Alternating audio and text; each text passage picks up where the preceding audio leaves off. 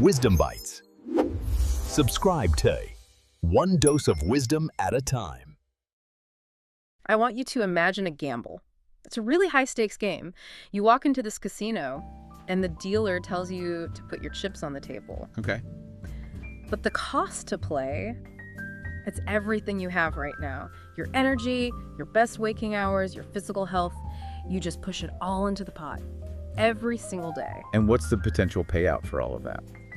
Well, that's the kicker. The dealer says, keep playing like this for 40, maybe 50 years, and at the very end, I'll give you your winnings. But there's a catch. There's always a catch with this particular game, isn't there? The dealer doesn't guarantee you'll be healthy enough to enjoy them. He doesn't even guarantee the winnings will be worth anything by the time you get them. It's called the deferred life plan. And if you look at it objectively, mathematically, it is a terrifyingly bad bet. It is, but it's the standard operating procedure for almost everyone. The script is work hard, save your money, retire at 65, and then finally, you can start living. Right. And that is exactly the script that Timothy Ferriss just shreds in the book we're covering today, The 4-Hour Workweek.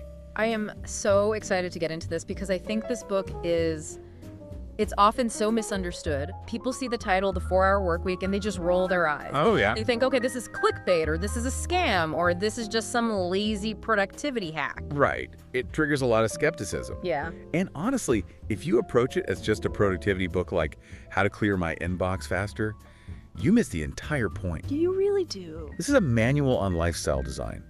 Ferriss is basically arguing that we have the currency of life all wrong. How so? Well, the old rich, the traditional path, they think the currency is money. It's all about hoarding cash to feel safe. But the new rich, or the NR, as Ferriss calls them, they realize the real currency is time and mobility. That distinction is just crucial because you can have $10 million in the bank, but if you're working 80 hours a week in a basement office and you can't leave your city, are you actually rich? Ferriss would say, absolutely not. You're just a well-paid prisoner. You're the fat man in the red BMW, which is a whole image we'll get to later. So, to break us out of this prison, Ferriss outlines this framework. It's an acronym, D. DEA. Definition, elimination, automation, and liberation. And we are going to walk through this step by step because the order really matters. It really does. You can't just jump to automation. You automate a task you shouldn't be doing in the first place. You're just wasting money on autopilot. You have to start with D for definition. Let's get into that definition. This is where we have to rewire how we do the math on wealth. Totally. Because I think most people, they look at their paycheck, they look at the annual salary number, and that's it. They stop there. Exactly. We are conditioned to look at what he calls absolute income. Yeah. So let's take a scenario from the book. You have person A and person B. Okay. Person A is the corporate high flyer, making $100,000 a year. Person B makes $50,000. Society looks at that and says person A is twice as rich. End of story. But that's completely ignoring the cost of earning that money. Right.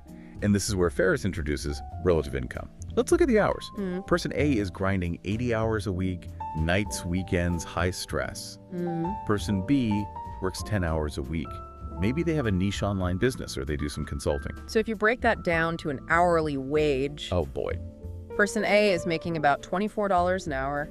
Person B is making roughly $96 an hour. Wow. In terms of freedom and the value of their time, person B is 4 times richer than person A. That is a sobering calculation because person A is probably spending a huge chunk of that money just to cope with the misery of the job. Of course. The expensive car lease to look the part, the takeout food because they have no time to cook, the expensive vacations just to escape.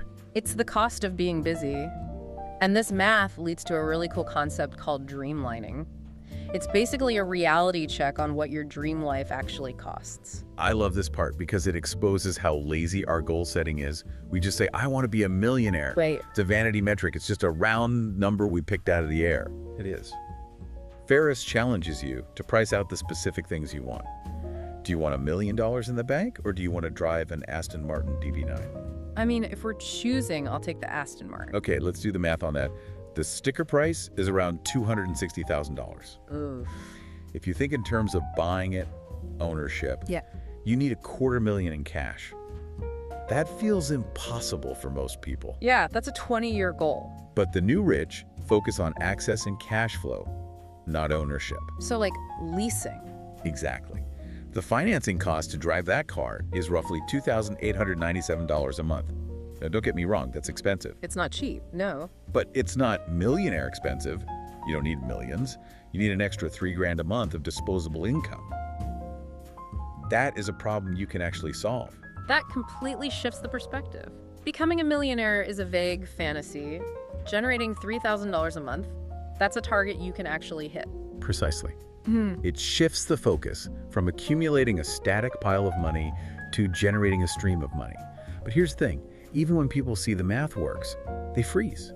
They don't quit the job, they don't launch the product. Because it's terrifying. And that's where fear setting comes in. This is probably the most practical psychological tool in the entire book. We're great at defining our goals, but we are terrible at defining our fears. It's easier to be vaguely anxious than specifically afraid. So true. Yeah. Ferris suggests writing down the absolute worst case scenario.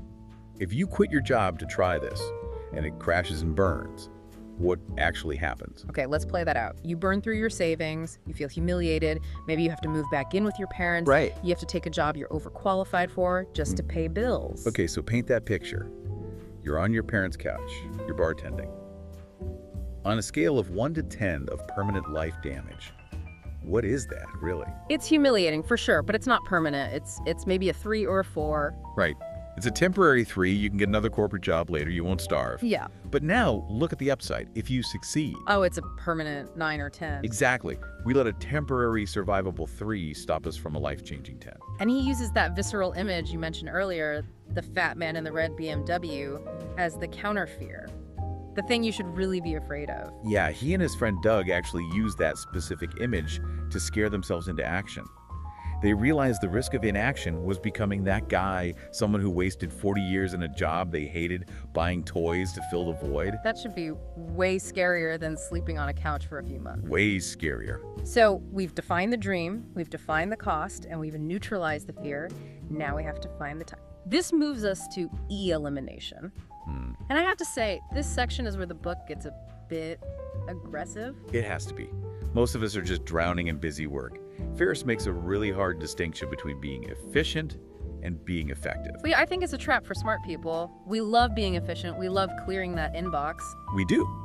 But as Ferris says, doing something unimportant well does not make it important. You can be the most efficient email checker in the world, and you're still wasting your life. This connects to the Pareto principle, right? The 80-20 rule. Exactly. The idea that 80% of your outputs come from 20% of your inputs. And he applied this to his own sports nutrition company, and the results were kind of brutal. Let me guess, most of his money came from just a few people. Bingo. But it was the inverse that was so interesting. He found that 95% of his customers were taking up all his time with complaints, shipping issues, endless questions. That's squeaky wheels. Yep. And they were only generating a tiny sliver of his profit. The top 2% of his customers, though, they were generating the bulk of the money, and he rarely ever heard from them. So he did something that sounds completely insane. He fired them. He literally fired 95% of his customers. Sent them a letter basically saying, we can no longer serve you. That sounds like business suicide. It sounds like it, but look at the math. He lost a small percentage of revenue, but he freed up 90% of his time. His work week dropped from 80 hours to 15 hours, almost overnight. And the profits. They doubled. Because now he could focus all his energy on his best clients. That is the dream, but it requires the guts to say no to money. Well, to bad money. And it's also about saying no to time creep. This brings us to Parkinson's Law. Ah, yes. Work expands to fill the time available for its completion. I feel that in my soul. Me too. If I have a week to write a script, it takes a week. If I have 2 hours, somehow it takes 2 hours. Exactly. We procrastinate, we tweak, we do unnecessary research. Ferris suggests manufacturing heart attack deadlines. Force yourself to leave the office at 4 p.m. no matter what. Because if the building was literally on fire, you'd figure out what was actually critical and you'd drop the rest. You wouldn't be reorganizing your desktop icons. And to maintain that focus, you need to go on what he calls a low-information diet. We are addicted to input, news, social media, random data. He suggests a media fast. No news sites, no newspapers, no scrolling for a week. But I can hear the objection already, but I need to be informed. Ferris pushes back on that. He asks, is this information actionable?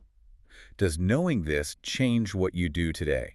If not, it's just noise. So what's the hack? It's simple. At lunch, just ask people, hey, what's going on in the world? And if it's important enough, like a war or a massive economic shift, you're going to hear about it. You will. You won't miss the big stuff. You'll just miss the 24-hour anxiety cycle. Okay, so we're eliminating distractions, but the biggest distraction isn't the news, it's other people. Specifically, email. Email. This is the third part of elimination. Interruption management. The art of refusal. Ferriss treats email as the enemy of flow. Every time you check it, you lose focus. And studies show it takes, what, like 20 minutes to get back into the zone? At least. So he proposes checking it twice a day, noon, and 4:00 p.m. That's it. And the timing is strategic. Noon is late enough that you've already done your one big important thing for the morning without distraction. Right. And 4:00 p.m. is late enough to clear the deck, but too late to get into a back-and-forth email volley that keeps you there until 7:00 p.m. But you can't just do this secretly. People expect instant replies. My boss would freak out. That's where the autoresponder comes in. He gives you a script. It basically says, I'm checking email twice a day to be more productive and serve you better. If it's a true emergency, call my cell. And the trick is, nobody calls. Almost never. Because when people can't dump a problem on you instantly, they usually solve it themselves. Okay. But for the employees listening, this still sounds like a good way to get fired. Yeah. Hey, boss, I'm ignoring my email. How do you possibly negotiate this? You use the puppy dog close. It's a classic sales technique. I love this name. Explain how it works. Okay, so if you go to a pet store and you're on the fence about a puppy, the smart salesperson says, just take it home for the weekend. If you don't like it, bring it back. They know you aren't bringing that puppy back. The sale is made once the puppy is in the house. So you ask your boss for a trial period. Exactly. You say, can I try this new email schedule for just 2 days? I want to see if my output increases. It's low risk for the boss. Then, for those 2 days, you work like a maniac. You prove you're more productive. And once the results are there, it's hard for them to say, stop being so productive. The puppy stays. Puppy stays. And you combine this with batching, grouping all your repetitive tasks together. Right, so laundry, bills, phone calls, do them all at once. Yeah, because it's the setup cost that kills your focus. It takes mental energy to switch from writing mode to paying bills mode. If you batch, you only pay that mental tax once. All right, so we've defined our life, we've eliminated the noise, we have time. Now we move to automation. This is where we stop being the worker and start being the architect. This is the shift to what he calls geo-arbitrage. Which is just a fancy way of saying earn dollars, spend rupees. Or pesos, or baht, exactly. It's leveraging currency differences. You can hire incredibly smart, talented virtual assistants in other countries for a fraction of the cost of domestic help. And the book has a legendary case study on this. A.J. Jacobs, the editor at Esquire. Yes. This story is incredible. Jacobs decided to test this out by outsourcing his entire life. He hired a firm in Bangalore and was assigned a woman named Honey. And he didn't just have her doing, like, spreadsheets and scheduling. Oh no, he went all in. He had Honey writing his personal emails. He had her responding to the Colorado Tourism Board on his behalf. But the peak of this experiment was when he outsourced his marriage arguments. I still can't believe this actually happened. He was in a fight with his wife, Julie. He was frustrated. So he had Honey write an apology email to his wife on his behalf. No way. And Honey wrote this beautiful, heartfelt note and even sent an e-card with teddy bears. And his wife bought it. She forgave him. It worked. Honey promised Jacob she would provide desired satisfaction, and she delivered. That is hilarious, but it also raises a question, right? Just because you can outsource an apology to your wife, should you? Well, that's the extreme edge case, obviously. But it proves the point that we cling to tasks that we think only we can do. The real rule for automation is remove yourself as the bottleneck. And you have to empower the people you hire, too. You can't be a bottleneck for their decisions, either. Yes, this is crucial. Ferriss realized he was spending all his time just answering questions from his assistants. Can we ship this? Can we refund that? So he gave them one rule. What was it? If the problem costs less than $100 to fix, just fix it. Don't ask me. That takes a lot of trust. It does. But he calculated that even if they made a few mistakes, the cost of those mistakes was lower than the value of his time spent micromanaging. He literally bought his freedom for the price of a few potential bad refunds. So we've automated the income and the grunt work. Now we finally arrive at liberation. This is the end game. This is where we break the chains of location. It's not just about having free time. It's about mobility, being able to work from anywhere. And he suggests we need to stop thinking about vacations. Right. A vacation is usually just a recovery period. You burn yourself out for 50 weeks so you can sit on a beach for 2 weeks and recover, just to go back and burn out again. So what's the alternative? He proposes mini retirements. Taking like 1 to 6 months to relocate somewhere completely new. Exactly. Living as a local, not a tourist. You aren't just sightseeing. You're existing in a different culture. You have time to learn the language, make friends, understand the place. It's a totally different pace of life. But, and this is the part of the book that really surprised me the most, he talks about the dark side of this freedom. The void. It sounds so dramatic, but I think anyone who has taken a long break from work knows this feeling. It's terrifying. When you turn off the constant noise of the rat race, when you aren't rushing from 9 to 5, suddenly there's silence. And in that silence, the big questions show up. Who am I? What is my purpose? Does any of this matter? Exactly. Boredom becomes the new enemy. Most people work so hard, they never have to face themselves. When you achieve the 4-hour work week, you have to face yourself. So what's the solution? Is it just more Mai Tais on the beach? No, that leads to depression, actually. The solution is continuous learning and service. You have to fill that void with something meaningful. Learning a new language, a martial art, an instrument, and philanthropy, helping others. So the goal isn't doing nothing. The goal is the freedom to choose what you do. Correct. Liberation is escaping the compulsion to work for survival, so you can finally work for meaning. Okay, let's recap the deal framework before we close out here. Define the lifestyle you want and the fear that's stopping you. Eliminate all the busy work and the interruptions. Automate the cash flow and any task that can be delegated.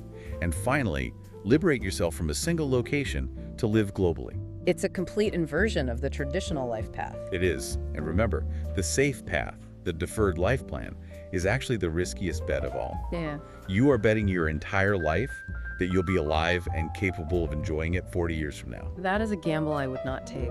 I want to leave everyone with a specific thought from the book. It's a little dark, but it really cuts through all the noise. It's the heart attack question. It is. If you went to the doctor today and they told you that you had a serious heart condition, and for the sake of your life, you could only work 2 hours per day, what would you do? What would you drop immediately? What would you keep? And the most uncomfortable question of all, why aren't you doing that right now? Wisdom Bites. Subscribe to One Dose of Wisdom at a Time.